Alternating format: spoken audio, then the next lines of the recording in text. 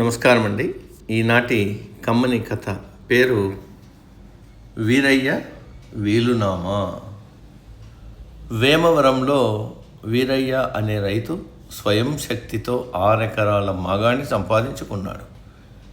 వీరయ్య కొడుకు రామచంద్రానికి, కూతురు లక్ష్మీదేవికి పెళ్ళిళ్ళు అయిపోయాయి.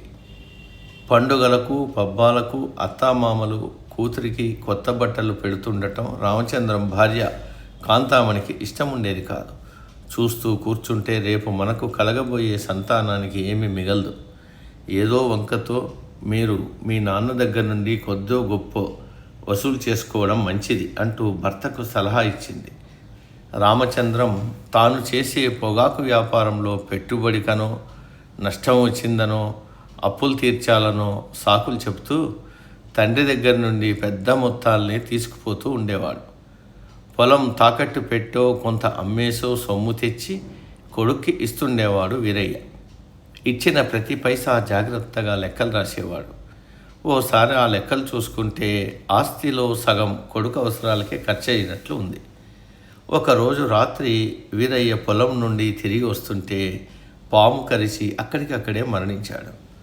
పెద్ద కర్మ పూర్తయ్యాక పెద్దల సమక్షంలో తండ్రి వీలునామాను బయటకు తీయించారు రామచంద్రం.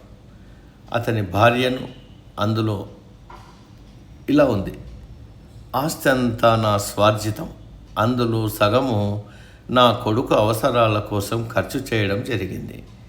మిగిలి ఉన్న పొలాన్ని నా భార్య రాజ్యలక్ష్మికి, నా కూతురు లక్ష్మీదేవికి సమానంగా ఇస్తున్నా. ఇంటిని నా భార్యకు, నా కుమారుడు రామచంద్రం వ్యాపారం నిమిత్తం నా దగ్గర నుండి తీసుకున్న సొమ్మంతా అతనికి మనస్ఫూర్తిగా రాసిస్తున్నా. అతి తెలివితో మామగారిని మోసం చేయాలనుకున్న కాంతామణి, వీరయ్య అత్యంత తెలివిగా వీలునామా రాసి తమకు బుద్ధి చెప్పడంతో లబోదిబోమనింది. సమ